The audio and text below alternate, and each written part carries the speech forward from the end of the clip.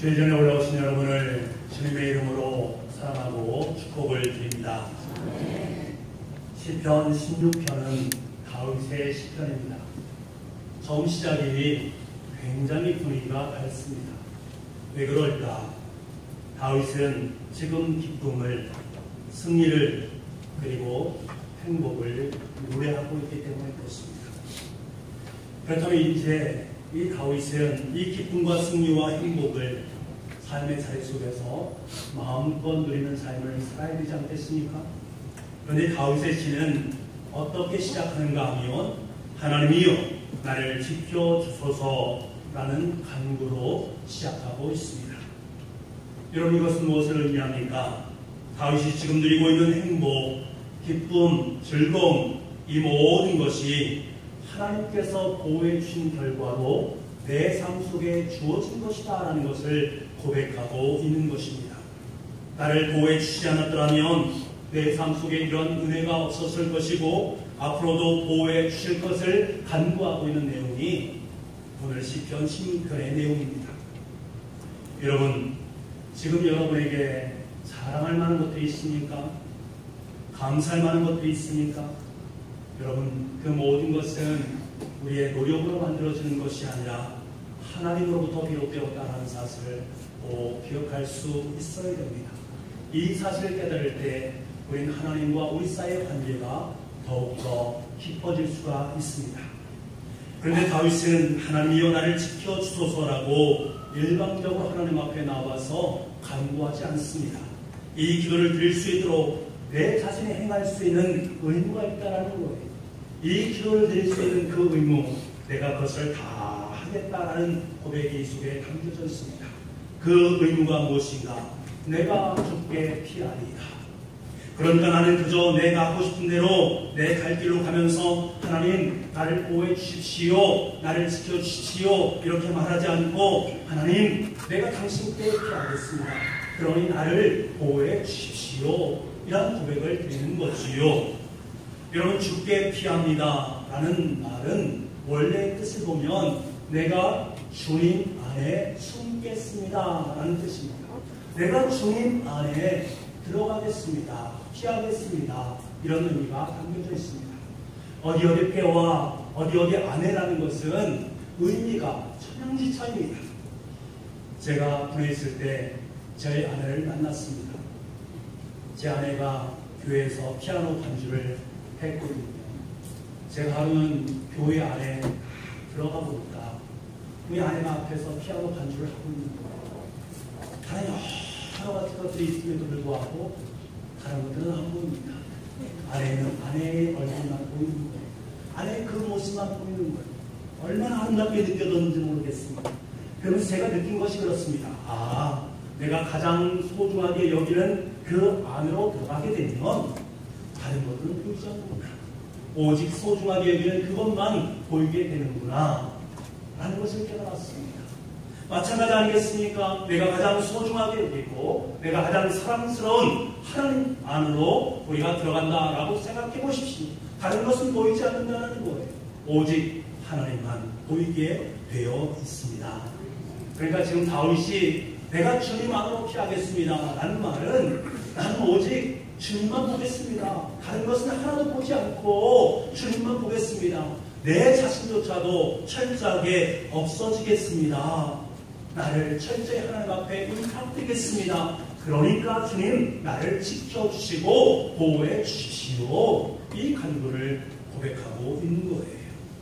여러분, 이 한마디 기도 속에는 다윗은 하나님을 떠나서는 결단코 살아갈 수 없다라는 고백이 담겨져 있는 것입니다. 하나님을 떠나서는 생명도, 내가 행하는 일들도, 나의 정체성도, 나의 명예도 모든 것이 불가능하다라는 거예요. 그래서 나는 주님 안으로 피할 수밖에 없다, 주님께 숨겨질 수밖에 없다 라고 고백하고 있는 것입니다. 사랑하는 성도 여러분, 우리는 하나님을 떠나서는 살 수 없는 존재입니다. 그러니 다윗의 고백이 우리의 고백이 될 수밖에 없는 거예요. 주님, 내가 주님 안으로 피하겠습니다. 나를 보호하시고 우리를 보호하시고 우리 가정을 보호하시고 우리 교회를 보호하여 주옵소서. 이 고백을 저와 함께 올려드릴 수 있는 아름다운 주님의 사람들 되어질 수 있기를 간절히 소망합니다. 다윗의 고백은 2절에 계속 이어집니다. 이렇게 고백합니다. 내가 여호와께 아뢰되 주는 나의 주님이시오니 주밖에는 나의 복이 없다 하였나이다. 내가 여호와께 아뢰되, 내가 여호와께 고백하기를 주는 나의 주님이시오니 주밖에는 나의 복이 없다. 주밖에는이란 원래의 말은 주를 떠나서는 내게 복이 없다라는 말입니다. 여러분, 다윗은 지금 무엇을 고백하고 있는 것입니까? 내 인생의 복, 나의 복이 바로 하나님이십니다 라고 말하는 거예요. 여기서 말하는 복이란 말은 히브리어로 보게 되면 토프라는 말을 쓰는데 행복이라는 뜻입니다. 다시 말하면 하나님만이 내 인생의 행복이 되십니다 라는 고백입니다. 그런데 다윗은 오늘 본문의 말씀에 보니까 하나님께서 나의 행복이었습니다 라고 과거적으로 이야기를 하고 있다는 거지요. 이 말은 무슨 말입니까? 과거에 하나님의 행복을 저버린 적이 있다는 거예요. 과거에 하나님을 떠나본 적이 있다는 거예요. 어느 때 그런 일이 있었습니까? 한 여인 때문에. 한 여인 때문에 잠시 하나님을 떠나본 적이 있습니다. 그 순간에 쾌락이 있었습니다. 그 순간 자기 본능이 충만감을 느꼈습니다. 그 속에 지고한 행복이 있다라고 생각한 거예요. 그럼으로 인해서 그 여인으로부터 주어지는 쾌락을 위해서 그는 그의 남편을 죽이기까지 했습니다. 이러한 광란의 시간이 다 지나고 나니까 그의 삶 가운데 주어지는 것이 있는데 고통밖에 없다라는 거예요. 괴로움밖에 없다라는 거예요. 그래서 그는 느끼게 됩니다. 아, 하나님을 떠나서는 나에게 진정한 행복이었구나. 하나님만이 나의 행복이었구나. 그때 철저하게 그는 깨달았던 것입니다. 여러분, 행복이 무엇입니까? 행복이라는 것은 만족한 상태를 의미하는 것 아니겠습니까? 내 삶 속에 만족되는 그것이 나에게 주어졌다면 나는 행복합니다. 만족감을 느낍니다. 그런데 여러분, 그것이 오래가지 않지 않습니까? 더 나은 것, 더 큰 것, 더 좋은 것이 내 삶 속에 펼쳐지게 된다면 우리는 그곳에서 만족감을 느끼지 못하게 됩니다. 지금까지 행복으로 여겼던 그 모든 것들이 행복이 아니구나, 저것에 더 큰 행복이 있겠구나 라고 하면서 그것을 따라서 가는 우리의 모습을 보지 않습니다. 근데 다윗은요, 하나님이 나의 행복입니다 라고 고백하고 있습니다. 하나님을 떠나서는 진정한 행복이 없다라는 것을 깨달은 것이지요. 그래서 신앙 고백을 하고 있는 것입니다. 이 말은 다윗이 이 세상에서 가장 크고 영원하신 분은 하나님밖에 없습니다 라는 고백입니다. 그 크고 영원하신 분과 함께 있을 때, 그분이 내가 그분을 얻었을 때 이 세상에서 비교할 수 있는 그것은 하나도 없다. 이 세상에서 하나님과 비교할 행복은 전혀 없다. 오직 하나님만이 내 인생 속에 절대적인 행복이다 라는 거예요. 여러분에게 있어서 중요한 것은 하나님이 나의 행복 되심을 우리의 삶을 통해서 고백하기 전까지는 정녕 행복한 사람이 될 수가 없습니다. 여러분, 정말 우리 인생을 삶을 살면서 행복하길 원하십니까? 행복한 삶을 누리길 원하십니까? 그렇다면 여러분, 하나님을 절대로 떠나지 마시기 바랍니다. 오직 하나님만 바라볼 수 있기를 원합니다. 그곳에 절대적 행복이 있음을 기억할 수 있는 저와 여러분 될 수 있기를 간절히 소망합니다. 이제 1, 2절 말씀, 정말 중요한 고백입니다. 하나님, 나는 여호와께 피하니까 나를 좀 보호해 주십시오.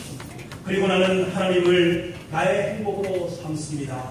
하나님을 떠나서는 나에게 진정한 행복, 절대적 행복은 있을 수 없습니다. 하나님만이 나의 행복입니다. 이것이 바로 1, 2절의 고백이에요. 그런데 여러분, 우리가 삶을 살면서 저도 그렇고요, 여러분도 그렇고 이 고백을 날마다 올려드리지 않습니까? 예수 그리스도를 믿고 고백하는 사람은 이 고백을 하나님께 올려드립니다. 그런데 여러분, 우리가 경계해야 될 한 가지가 있습니다. 이렇게 고백하는 사람들 가운데 다른 사람과의 관계를 보게 되면 그 관계가 아름답게 잘 설정되지 못할 때가 있다는 거예요. 그래서 왕따의 삶을 살아가는 사람이 있다는 거예요. 스스로 그 사람은 이렇게 말합니다. 하나님, 당신 나의 참된 행복입니다. 당신만으로 저는 만족합니다. 다른 것은 필요가 없습니다. 다른 사람이 필요 없습니다. 오직 주님만으로 저는 만족하고 충분합니다. 이렇게 스스로 위로하면서 다른 사람과의 관계를 엉망으로 만들어가는 사람들이 있다는 것입니다. 여러분, 다윗이 사람과의 관계가 원만하지 못해서 주위에 좋은 사람들이 없었기 때문에 하나님만이 행복입니다라고 고백하는 것입니까? 그렇지 않습니다. 3절 말씀을 우리 함께 보겠습니다. 3절입니다. 시작. 나의 모든 즐거움이 그들에게 있도다. 아멘. 여러분은 어떤 사람들을 존귀한 사람으로 여기시고 계십니까? 어떤 사람이 여러분의 인생 속에 정말로 존귀한 사람이다, 정말로 존경을 받아 합당한 사람이다, 정말로 좋은 사람이다 라고 말합니까? 다윗은요, 이 땅에 있는 성도들이라고 말합니다. 다시 말하면 하나님을 바르게 경외하면서 살아가는 믿음의 사람들이라는 것입니다. 그 모든 사람들은 존귀한 자로 분류되어진다. 나는 그 사람들을 존귀한 사람이라고 일컫는다라고 고백하고 있습니다. 그리고 고백하는 것은 나의 모든 즐거움이 그들에게 있습니다 라고 말합니다. 다윗의 행복이 하나님이시라면 다윗의 기쁨은 사람이라는 거예요. 예수 그리스도를 믿음으로 고백하고 살아가는 사람들이라는 거예요.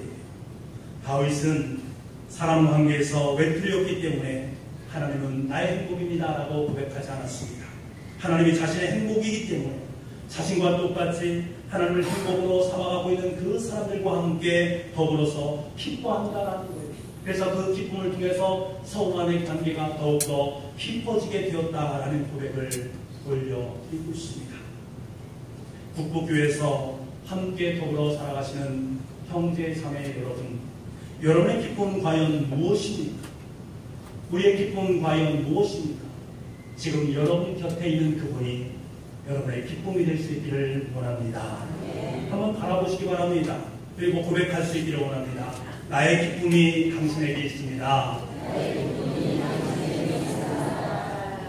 그렇습니다. 우리의 기쁨은요, 함께 더불어서 사역을 감당하는 옆에 계신 성도에게 있다는 사실이에요. 성도의 모습을 바라보면서 기쁨의 마음을 품을 수 있는 우리가 되어야 된다는 거예요. 이것이 바로 예수님의 마음입니다. 예수님의 마음은 예수를 믿음으로 고백하는 사람들에게 자신의 모든 기쁨을 다 안겨주시는 것입니다. 주님께서는 그 마음을 품고 이 땅에 오셨고 그 기쁨의 마음을 우리의 삶을 통해서 주시기 위해서 몸으로 모든 것을 내어주셨습니다. 우리가 이 기쁨을 맛보고 경험하게 되면 우리는 자연스럽게 함께 사역하는 모든 사람들을 기쁨으로 대할 수 있고 기쁨으로 격려할 수 있고 기쁨으로 감사할 수 있게 되어지는 것입니다. 바로 우리 사랑하는 청순 축복교회가 서로 간에 함께 기뻐하고 함께 감사하고 함께 위로하고 함께 소망을 품을 수 있는 기쁨의 교회가 될 수 있기를 간절히 소망합니다. 주님으로부터 내려오는 이 기쁨, 다윗이 고백했던 이 기쁨이 저와 여러분의 현실이 될 수 있기를 원합니다.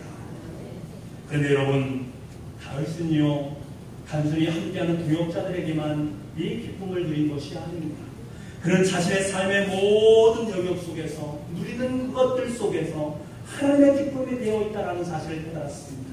작은 것 하나하나 속에 하나님의 마음이 담기고 하나님의 기쁨이 담겨 있음을 발견하게 됩니다.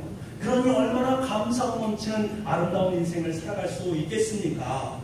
우리 6절 말씀을 함께 보겠습니다. 6절 말씀입니다. 시작. 아름다운 곳에 있으며 나의 기업이 실로 아름다우다. 아멘. 내게 줄로 되어준 구역은 아름다운 곳에 있다. 나의 기업이 실로 아름답다. 구역과 기업이라고 말하는 것은 내가 지금 삶 속에 주어진 모든 것, 내 삶의 자리 속에 있는 모든 것들을 의미합니다. 사람일 수도 있고요, 또한 기업일 수도 있고요, 물건일 수도 있고요, 내 가정 속에 속한 사람일 수 있고 교회 속에 속한 교우들일 수도 있습니다. 모든 것들을 의미합니다. 내 가정과 내 일터, 내 직분, 내 직업, 내 상황, 내 환경, 내가 섬기는 북북교회, 이 모든 것들은 실로 아름답다는 거예요. 너무 아름답다는 거예요. 왜 그럴까? 하나님께서 자신의 줄로, 자신의 죄로 지어서 우리의 삶 가운데 허락하신 것들이기 때문에 아름답다라는 것입니다. 우리 사람의 관점에서 보게 되면 아름답지 못한 부분도 있겠지만 하나님께서 줄로 지어서 주신 그것이기 때문에 그것을 바라보는 사람은 아름답도다 아름답도다라고 고백할 수밖에 없다는 것입니다. 사랑하는 성도 여러분, 여러분의 삶 속에 여러분의 자녀가 있으니까 하나님께서 주신 최고의 선물인 줄 믿습니다. 여러분의 아내와 남편은 여러분들에게 주신 하나님의 최고의 아내요 최고의 남편 줄 믿습니다. 왜요? 하나님께서 여러분의 인생을 통해서 줄로 보신 곳에서 한치의 오차도 없이 여러분의 인생 속에 허락하신 하나님의 은혜, 하나님의 마음이 담겨있기 때문에 그렇습니다. 지금 여러분의 일터가 최고의 일터임을 깨닫기를 원합니다. 지금 여러분에게 주어진 여건이나 상황이 오늘 이 시점에서 여러분의 인생 속에 주신 가장 아름다운 상황인 것을 꼭 기억할 수 있기를 원합니다. 지금 우리가 섬기고 있는 우리 교회가 최고의 교회인 줄 믿습니다. 왜요? 우리의 삶 속에 하나님께서 줄로 지어준 아름다움이 빗겨져 있기 때문에 그렇습니다. 우리가 그것을 볼 수 있어야 돼요. 우리가 그것을 느낄 수 있어요. 그럴 때 우리는 하나님께 감사 고백을 올려드릴 수 있습니다. 지금 내게 주어진 것에 감사할 줄 모르면 여러분 아무리 여러분의 인생 속에 하나님께서 줄로 세워진 더 큰 것을 안겨준다 할지라도 감사할 줄 모릅니다. 알지도 못합니다. 깨닫지도 못합니다. 감사만이 하나님께서 예배하신 것을 우리의 삶 속에 담을 수 있는 그릇이라는 거예요. 꼬마아이들의 특징을 보십시오. 그 아이에게 그 무엇인가가 주어져 있으면 그것만 붙잡지 않습니까? 아버지가 더 좋은 것을, 더 맛있는 것을, 더 비싼 것을 내 삶 속에 줄 테니 그것을 달라 해도 그는 그것을 움켜쥐게 되어 있습니다. 왜요? 그것이 그 삶 속에 가장 큰 것이라고 여기기 때문에 그는 앞으로 향후에 더 귀한 것, 더 큰 것을 아버지께서 주신다는 것을 깨닫게 되면 감사의 마음이 있어요. 그 마음을 품을 수 있는데 도대체가 그것을 볼 수가 없습니다. 그러니 그의 삶 속에 감사가 있겠습니까? 혹시 여러분 중에 현재 여러분에게 주어진 것들이 보잘것없다라고 실망하시는 분이 계십니까? 아름답긴 뭐가 아름답습니까? 목사님 그런 말씀 하지 마세요 라고서 원망하고 계신 분이 계십니까?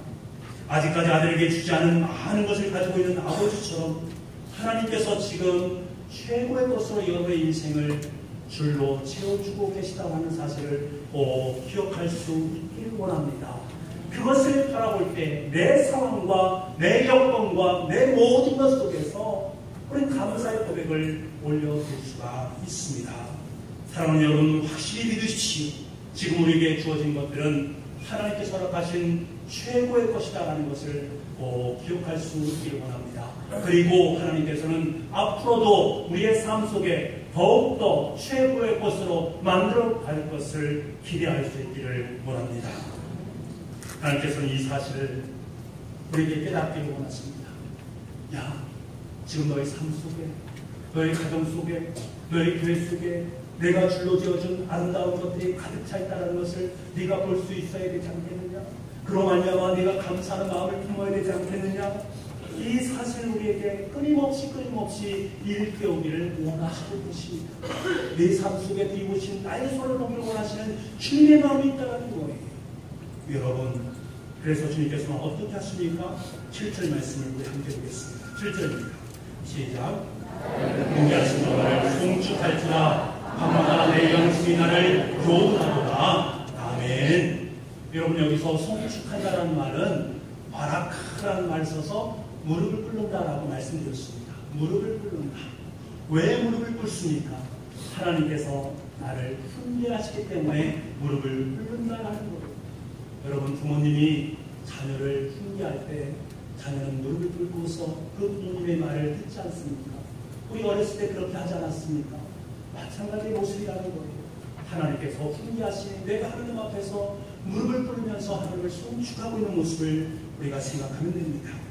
그런데 여기서 말하고 있는 이 훈계라는 의미가 참 중요한 의미입니다. 우리가 통상적으로 말하는 훈계와는 거리가 멉니다. 히브리어에서 말하는 훈계라는 것은 하루가 지나든 열흘이 지나든 1년이 지나든 10년이 지나더라도 상대가 이해할 때까지 끊임없이 가르치는 것입니다. 시간과는 상관없어요. 내가 지금 깨달아 알아갈 때까지 계속해서 하나님께서 우리를 교훈해 주시는 것을 여기서 말하는 훈계라는 거예요. 여러분, 그것이 어찌 쉬운 것입니까? 우리가 경험해서 알지 않습니까? 우리가 자녀들을 앉혀놓고 가르쳐 보십시오. 처음에는 잘 가르치다가도 몇 번 반복되면 짜증나는 것 아니겠습니까? 그리고 도저히 참지 못하면서 화를 내고 있는 우리의 모습을 봅니다. 어느 교사가 알아듣지 못하는 그 학생들을 갖다가 똑같은 내용을 가지고 한 달여 넘게 계속해서 가르칠 수 있는 교사 선생님이 과연 어디에 있겠습니까? 제가 예전에 많이 스트레스를 받은 것이 있습니다. 그것이 무엇인가 하면 머리 스타일 때문에 그렇습니다. 제 아내도 그랬고요. 주위에 있는 사람들도 머리 스타일 좀 변화시켰으면 좋겠다라는 말을 많이 했습니다. 처음에는 그래, 그럴 수도 있겠지. 근데 그것이 두 번, 세 번 저에게 훈계로 다가오게 되면 왠지 모르게 마음으로부터 짜증이 일어나기 시작합니다. 그래서 서서히 스트레스를 받게 되는 거죠. 그래도 아내가 얘기하니까 바꿔야 되겠다라는 마음을 갖고 머리 스타일을 바꾸고 있습니다. 지금 저의 머리 스타일이 그때 바뀌어진 것이라고 여기면 되겠습니다. 여러분, 보시기 어떻습니까? 좋게 보이십니까? 그래요. 제가 느끼는 것이 그렇습니다. 훈계, 사람에 대한 훈계라는 것은 때로는 짜증으로 드러날 수도 있어요. 내 마음에 합당한 것처럼 여겨지지 않을 때도 있다는 거예요. 그런데 여러분, 하나님께서는 우리에게 동일한 메시지를 계속해서 끊임없이 들려주시는 분이다라는 것이 얼마나 큰 은혜인지 모릅니다.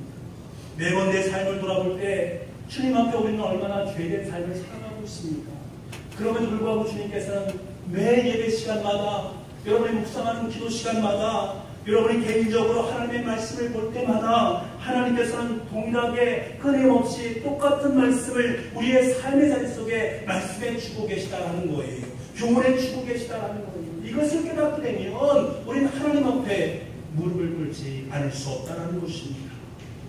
여러분, 오늘 말씀해 보니까 밤마다 내 심장이 나를 교훈하도다라고 말합니다. 여기서 밤마다라는 것은 원래는 밤에도라는 뜻입니다. 하나님께서 내가 잘 알아듣기 위해서 낮에도 나를 교훈하시고 밤에도 나를 교훈하신다는 거예요. 무엇을 통해서?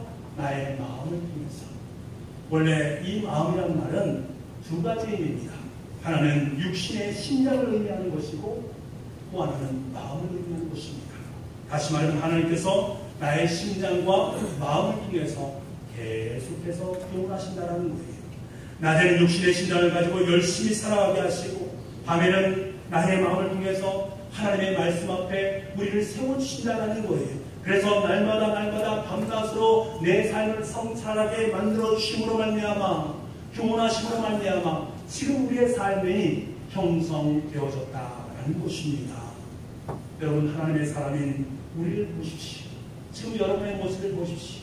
그 여러분의 그 모습은 끊임없이 10년 동안, 아니 20년 동안, 그동안 여러분이 살아온 모든 삶의 날들 동안 하나님께서 조금조금 사랑으로 여러분 가운데 교훈하시고 가르쳐 주신 결과물이다라는 것을 우리는 기억할 수 있어야 됩니다. 이처럼 밤낮으로 하나님께서 나의 심장과 마음을 통해서 끊임없이 교육하시니 그 하나님 앞에서 어찌 우리가 무릎을 꿇지 않을 수 있겠습니까? 여러분, 우리는 이 사실 앞에 너무나 감사하고 감격해야만 합니다. 하나님의 밤낮 없는 사랑으로, 하나님의 지칠 줄 모르는 훈계의 은혜로 깨닫게 하여 주심으로 말미암아서 내 삶이 점점 하나님의 사람 예수 그리스도의 장성한 분량으로 나를 빌어봐 주신다. 이 사실에 우리는 감사해야 됩니다. 여러분, 부족해도 연약해도 죄가 있음에도 불구하고 하나님의 이 끊임없는 교훈은 계속 되어진다는 거예요. 그래서 우리는 무릎을 꿇고 그 하나님의 훈계 앞에 찬송을 올려드리는 것입니다. 이 사실을 깨달은 성도들은 항상 하나님을 내 인생 앞에 모실 수밖에 없습니다. 왜 그렇습니까? 너무 감사해서. 그래서 8절 말씀에 다윗은 내가 여호와를 항상 내 앞에 모시고 항상 내 옆에 모시겠다는 거예요. 왜? 그는 낮에는 육신의 마음으로, 밤에는 내 마음속으로 계속해서 교훈하시는 하나님의 그 교훈하심을 알기 때문에 그는 항상 하나님을 앞에 모시고자 하는 마음이 있었습니다. 여러분, 하나님께서 밤마다 나를 교훈하셔서 하나님께서 얼마나 나를 사랑하시는지 깨닫게 하십니다. 하나님께서 얼마나 긍휼이 풍성하신지 깨닫게 하십니다. 하나님께 나를 얼마나 사랑하셔서 용서하시는지를, 하나님이 얼마나 사랑하셔서 죄악 가운데서 나를 인도하시는지를 주님께서는 깨닫게 됩니다. 그것을 깨닫게 되면 우리는 하나님 앞에 감격하여서 하나님 앞에 서게 되고 하나님을 자꾸 높여드리고 앞에서 하나님을 찬양하고자 하는 마음이 내 마음속에 일어나게 되는 것입니다. 그런데요, 8절 말씀에 보면 너무나 감격적인 고백이 있습니다. 내가 여호와를 항상 내 앞에 모시니요, 뭐라고요? 그가 나의 오른쪽에 계시니라. 자, 하나님을, 다윗을 자신의 앞에 모셨습니다. 그러면 지금 현재 하나님은 어디에 계신 것입니까? 다윗 앞에 계셔야 됩니다. 그런데 하나님께서는 지금 어디에 계신다고 말씀하십니까? 그가 나의 오른쪽에 계십니다. 하나님이 나의 오른쪽에 계심으로, 여러분, 이것이 바로 복음 중에 복음인 줄 믿습니다. 너무나도 위대하고 황홀한 다윗의 고백이 아닐 수 없습니다. 여러분, 이것을 기억하시고 또 기억할 수 있어야 됩니다. 다윗은 하나님을 앞에 놓고 우러러보고 경배하고 있는데 하나님께서는 평가를 듣고 에헤하면서 좌정하여서 우리를 바라보시는 분이 아니라 하나님은 다윗 옆에서 친구처럼 내려오셔서 그의 오른손을 붙잡아 주시는 하나님이시다라는 거예요. 여러분이 하나님을 앞에 놓고 경배할 때 하나님께 경배만 받는 분이 아니라는 거예요. 여러분의 상호가 처지 가운데 함께 하시면서 여러분의 힘을 돋궈주시고 여러분의 손을 붙잡아 주셔서 내가 너와 함께하고 있으니 걱정하지 마라, 염려하지 마라 라고 말씀하신다는 거예요. 다윗은 이 사실을 너무나 잘 알았습니다. 순간순간 고통이 있고 역경이 있고 눈물이 있고 힘듦이 있을 때에 옆에서 항상 그의 손을 붙잡아 주시는 하나님이 있어서로 말미암아서 그는 견딜 수 있었다는 거예요. 흔들리지 않았다는 거예요.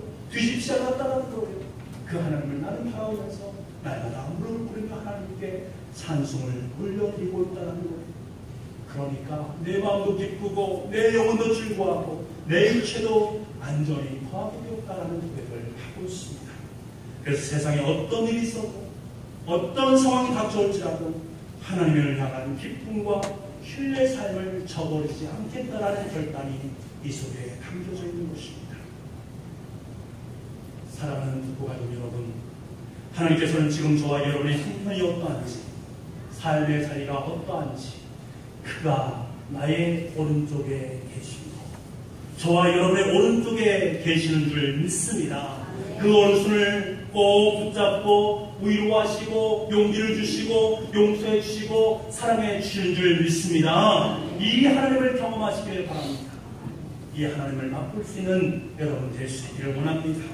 그럴 때 저와 여러분은 바울이 유라굴로 광풍 앞에서 당당하게 주님의 복음을 선포했듯이 어떤 상황 속에서도 당당하게 주님의 길을 걸어갈 수 있게 됩니다. 그래서요, 오늘 다윗은 결론으로 이렇게 간구를 하고 있습니다. 11절 말씀 함께 보겠습니다. 11절입니다. 시작. 내게 보이시니 주의 앞에는 충만한 기쁨이 있고 주의 오른쪽에는 영원한 즐거움이 있나이다. 아멘. 여러분, 기쁨과 즐거움, 주님께서 나의 오른쪽에 계시고 나를 품속에 품어주시고 생명의 길을 자꾸 보여주신다는 거예요. 내가 길을 가는데 그 모든 길 속에 하나님의 교훈하심과 하나님의 안아주심과 하나님의 붙잡아주심으로 이 길을 가라라고 말씀하시는데 그 길을 바라보니까 하나님께 주시는 생명의 길이라는 거예요. 그 생명의 길을 보니까 내가 어찌 기뻐하지 않겠는가, 어찌 즐거워하지 않겠는가, 내 삶은 기쁨과 즐거움으로 가득 찼다라고 고백하는 것이요. 여러분, 원래 이 기쁨과 이 즐거움이라는 것은 원래 원어적 의미로 보게 되면 복수형으로 쓰였습니다. 기쁨들과 즐거움들이라는 거예요. 하나의 기쁨과 즐거움을 말하는 것이 아니라 내 삶 속에 넘쳐나는 기쁨들과 즐거움들이 있다는 거예요. 여러분, 우리는 그리스도인입니다. 그리스도인의 삶은 내 앞에 펼쳐진 주님의 생명의 길을 보는 은혜가 있습니다. 지금 여러분의 삶 가운데 펼쳐진 그 생명의 길이 보이십니까? 우리는 볼 수가 있어야 됩니다. 이것을 바라볼 때 우리는 모든 것을 바라보아도 앞에는 충만한 기쁨이 있고 옆을 보아도 영원한 즐거움이 넘치는 귀한 인생을 살아갈 수가 있습니다. 그런 데서 그리스도의 인생은 기쁨들과 즐거움으로 충만할 수 있습니다. 어느 곳에 있든지 어떤 모양으로 살아가든지 늘 기쁨과 즐거움의 인생을 살아갈 수 있는 것입니다. 왜? 내가 지금 생명의 길을 걷고 있기 때문에 그 생명의 길로 말미암아 내 삶 속에 가득 찬 기쁨, 가득 찬 즐거움을 마음껏 누려야 되는 거예요. 그래서 우리는 미친 사람, 누구의? 예수 그리스도에 미친 예수쟁이가 될 수 있는 거예요. 다른 사람 도저히 상상할 수 없지만 우리는 사무치는 기쁨과 즐거움들 때문에 예수쟁이가 될 수 있는 것입니다. 여러분, 다윗이 이렇게 고백할 수 있었던 이유는 무엇입니까? 한 가지입니다.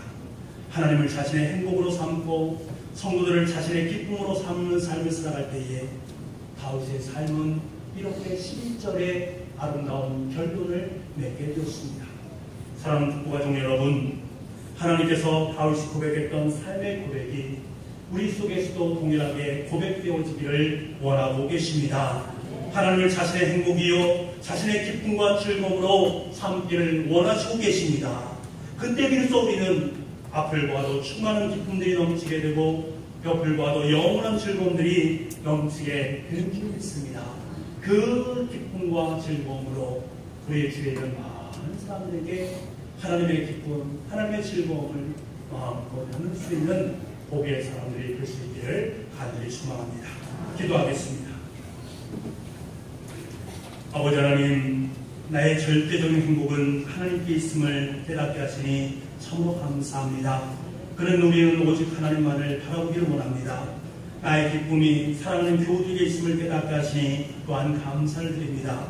내게 주어진 모든 것들에 만족하면서 하나님께서 줄로 지어준 그 은혜를 기억하면서 날마다 하나님의 교문 앞에 아름답게 설 수 있는 우리가 될 수 있도록 주님 은총 허락하여 주옵소서. 하나님을 나의 행복으로 삼게 하셔서 내 삶 속에 기쁨들과 즐거움들이 차고 넘칠 수 있도록 주님 은혜 베풀어 주시며 그 모든 것들을 세상 속에 아름답게 유통시켜 나갈 수 있는 복의 사람들 다 될 수 있도록 주님 은혜 허락하여 주옵소서. 모든 말씀을 예수님의 이름으로 기도하옵나이다.